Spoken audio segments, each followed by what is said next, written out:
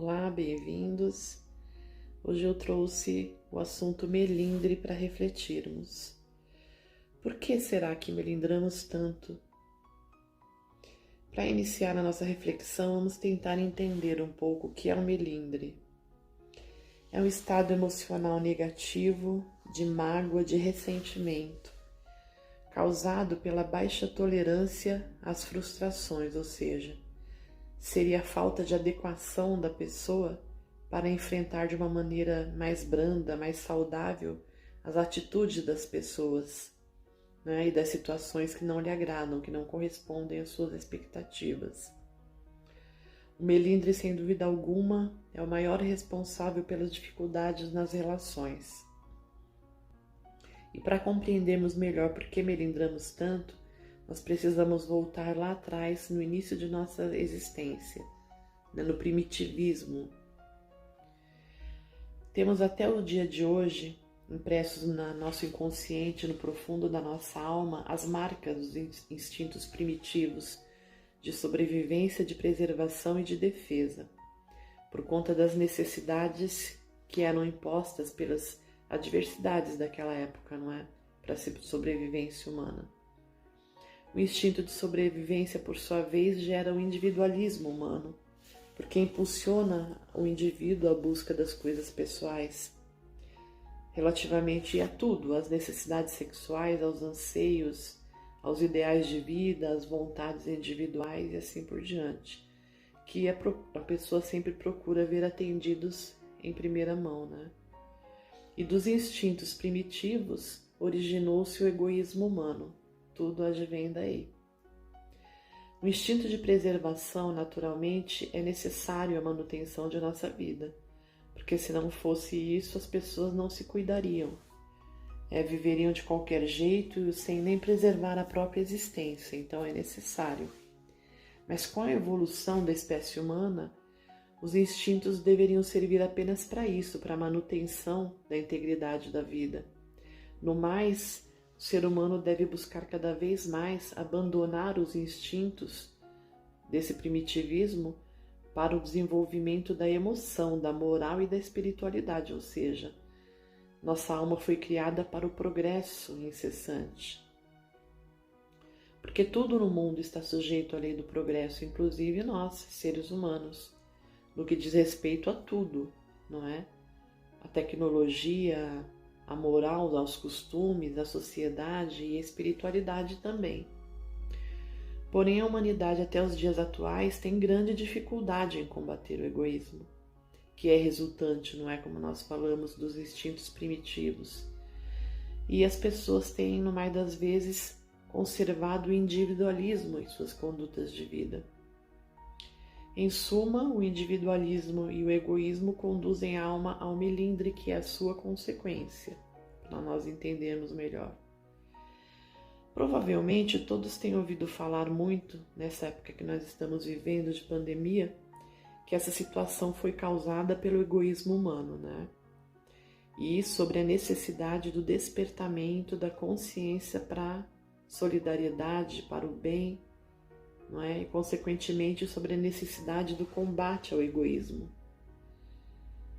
Nos parece bem razoável pensar que tem uma consciência adormecida e age com melindre quem alimenta esse sentimento de vitimismo em um caso como esse, de quem quer achar culpados para essa situação, ou quem acha que isso é um acaso, como se nós estivéssemos aí de qualquer jeito jogado no vento, sem leis divinas que nos oriente e que nos impulse a melhorar os nossos caminhos. E realmente todos nós sabemos que temos dificuldades, todos nós sabemos que temos falhas, defeitos e que precisamos corrigi-los, e por isso estamos vivenciando esta situação. Porque por mais que nós tentemos negar ou justificar, quando temos atitudes não tão nobres e positivas, nós sabemos quando estamos errados. Nós temos a noção do bem e do mal, sem exceção. Todos têm, porque as leis naturais, que são as leis de Deus, elas estão inscritas na nossa consciência, na nossa alma, desde a nossa criação. Então, todos nós temos condição de distinguir o certo e o errado com exceção de pessoas com problemas mentais, né? Nós sabemos quando erramos e os nossos sentimentos necessitam de ser burilados para superarmos esses instintos primitivos e substituí-los por sentimentos que dignificam a alma, sentimentos mais nobres, não é?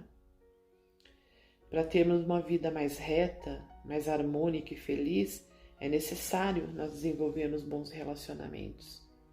Precisamos nos relacionar bem para sermos felizes, isso é um fato.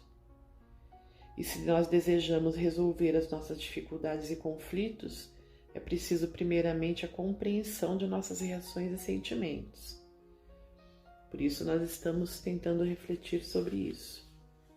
Então, por que nós nos melindramos tanto ou nos ofendemos com tanta facilidade?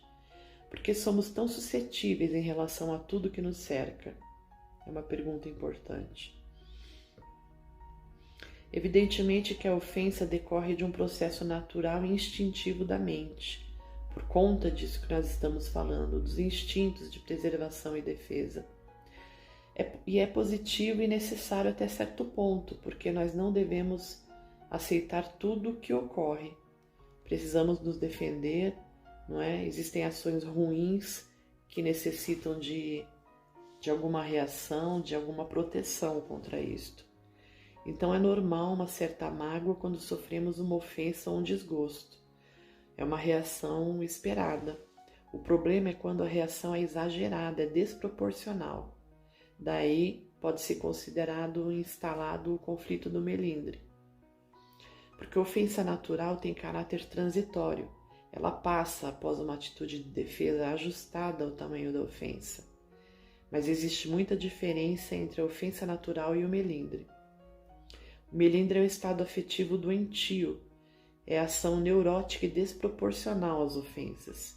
Aquele exagero, não é? Aquele drama que a pessoa faz, que leva a ressentimento, a mágoa, que causam inclusive problemas físicos, né? Doenças, e dificultam muito as relações humanas. Então aí é que se faz necessário, neste caso doentio, o burilamento, o trabalho de libertação. A espiritualidade ela é muito importante porque é necessário, neste caso, desenvolver primeiramente a humildade. Então nós podemos nos questionar se nascemos para o bem, para o amor, para sermos bons, por que nós erramos tanto? Por que agimos e reagimos tão mal às situações e às pessoas? Por que melindramos tanto? É justamente por isso, falta de humildade. O orgulho nos leva a cometer muitos erros, a reagirmos muito mal às situações. Como nós estamos vendo, nós reagimos mal e temos dificuldade nos relacionamentos por nos sentirmos prejudicados, ofendidos, exageradamente, desproporcionalmente às agressões. Porque temos o orgulho e nos achamos intocáveis normalmente, não é? Sempre diminuindo o peso de nossas ações e agravando o peso das ações alheias, né? Permitindo que a mágoa e o ressentimento se instalem na nossa alma. E isso resulta justamente do egoísmo e do orgulho predominante em nós. A pessoa orgulhosa ela tende a se magoar com tudo que vai de contra os seus interesses e as suas expectativas, a tudo que lhe é vantajoso, sempre se achando melhor e com mais direitos que os outros. Nós vemos isso nas pequenas, médias e grandes coisas. Até numa situação de uma fila de banco de algum lugar, nós vemos isso. Sempre pessoas querendo ter vantagem em relação aos outros. Sobre isso nós podemos ver em obras póstumas de Allan Kardec, na primeira parte, no tópico O Egoísmo e o Orgulho, página 225. Julgando-se com direitos superiores, melindra-se com o que quer que, a seu ver, constitua ofensa a seus direitos. A importância que por orgulho atribui à sua pessoa naturalmente o torna egoísta. Então nós vemos o hábito vicioso e arraigado na alma da não tolerância à contrariedade, ela pode advir sim de uma má educação na infância, isso é fato. Onde os pais não negam nada aos filhos, não querem que os filhos desenvolvam tolerância, agindo dessa forma, não é? Mas no mais das vezes esse hábito se origina em encarnações passadas, onde pelas circunstâncias em que a pessoa vivia, obtinha todos os seus interesses pessoais a qualquer custo, não é? Quando no decorrer de várias encarnações o indivíduo, ao invés de adequar a sua vida, cedendo quando necessário também aos interesses do semelhante, agindo com mais solidariedade, com mais compaixão, com mais empatia, aproveitando as oportunidades da vida, da encarnação para desenvolver a empatia, utilizou de todo o seu potencial para ver apenas seus desejos e anseios realizados, e isso a qualquer custo. E a alma continua cultivando o personalismo e o egoísmo, levando vida fora o hábito de não admitir contrariedades, ou seja, desenvolve baixíssima resistência a aceitar tudo que venha de contra os seus interesses egoístas. E esse hábito certamente alimentou na alma o egoísmo de se achar melhor do que os outros, sempre colocando seus interesses acima dos interesses alheios. E essa atitude nada mais é do que fruto da imaturidade psicológica e da falta de espiritualização, como nós falamos. Por conta disso e por essa razão, a inteligência divina coloca o ser humano em condições encarnatórias nesta vida para o burilamento deste vício do egoísmo. Porém, no mais das vezes, a pessoa se ressente quando a circunstância e as pessoas não lhe satisfazem os seus desejos egoístas. Tudo tem que ser ao bel prazer da pessoa. Nada pode sair diferente do que a pessoa almeja, das suas pretensões egoístas, não é? Além dos dramas de a pessoa se ver sempre contrariada e magoada, essa situação levada há muito tempo, arraigada na alma, pode gerar graves doenças mentais como a psicopatia. Existem mais psicopatas no mundo do que nós podemos imaginar. Então nós percebemos os motivos pelos quais necessitamos de adversidade na vida para fins de crescimento espiritual, de libertação do mal. Então, para combater esse hábito do melindre, é necessário a aceitação das adversidades da vida. É necessário maturidade emocional, revertendo os acontecimentos mais difíceis em favor próprio, como aprendizado e lição. Para isso que nós passamos pelas dificuldades, não é? É dever de todos nós aproveitar a oportunidade existencial na Terra para se ajustar às leis naturais, e essa é a única forma de alcançar a paz individual e nos relacionamentos. É preciso trabalhar pela renovação no campo dos interesses, dos nossos interesses, procurando sair do campo do individualismo para o campo do bem comum, do todo, né? Visando o todo. E esse momento que nós estamos vivendo é o momento ideal para isto. Ir de contra essa necessidade somente trará dor e sofrimento. O perdão também muitas das vezes se faz necessário a fim de criarmos a empatia junto do semelhante, porque nós precisamos compreender que cada pessoa se encontra num determinado estágio evolutivo, com dificuldades semelhantes às nossas, e essa atitude nos predispõe mais facilmente à tolerância, à compreensão e ao perdão.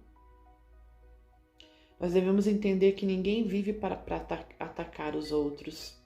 Todo ato ofensivo é sinal de desequilíbrio, dos mais diversos, até a psicopatia, como nós falamos. Todos aqui estamos para o despertar da consciência, essa é a nossa obrigação.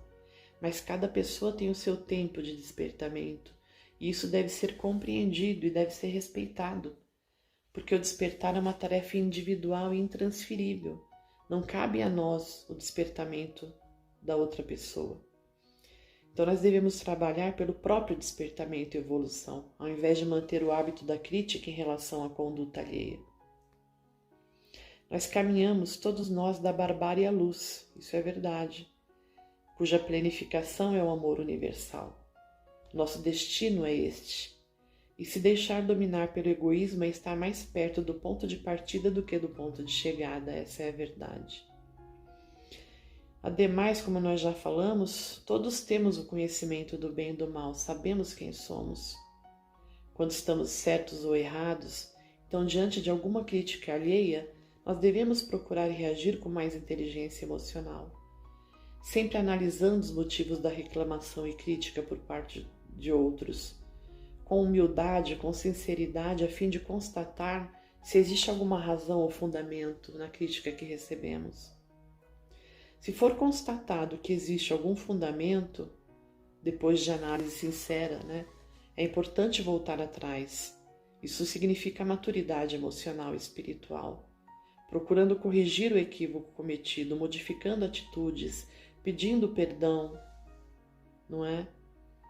Porém, caso após análise sincera concluir que a acusação ou crítica foi injusta, se despreocupe disso, não dê tanta importância, não faça tanto drama, porque nós sabemos quem somos, então é importante não dar tanto peso às opiniões alheias.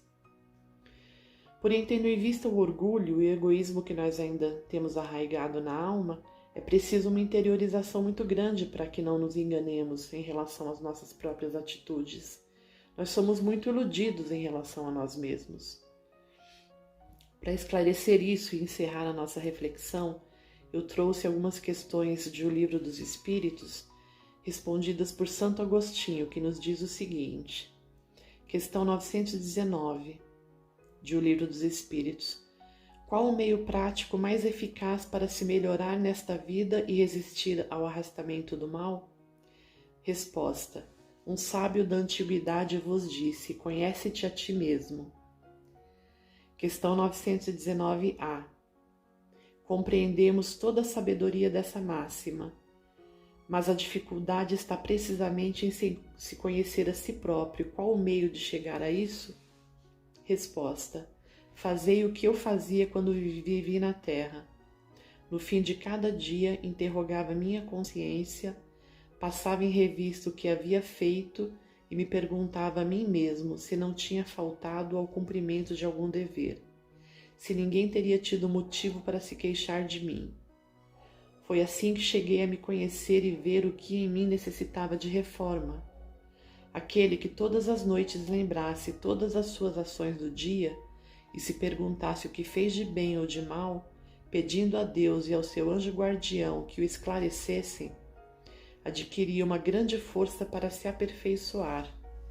Porque acreditai-me, Deus o assistirá. Formulai, portanto, as vossas perguntas. Indagai o que fizestes e com que fito agistes em determinada circunstância.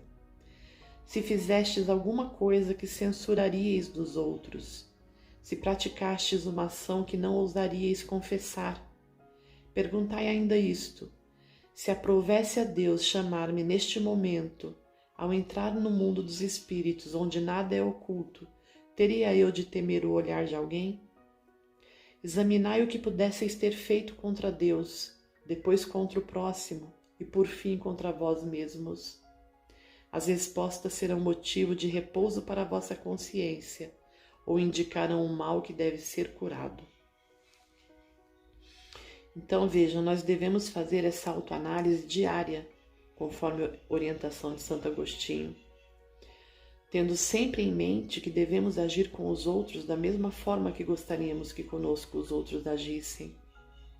Com certeza, desta forma, afastaremos o terrível hábito do melindre de nossas atitudes de vida, passando a ter saúde física e emocional e desenvolvendo bons relacionamentos. Nós devemos todos os dias pedir a Deus que possamos aprender cada vez mais pelo amor e cada vez menos pela dor. Eu desejo que fiquem todos bem e até a próxima.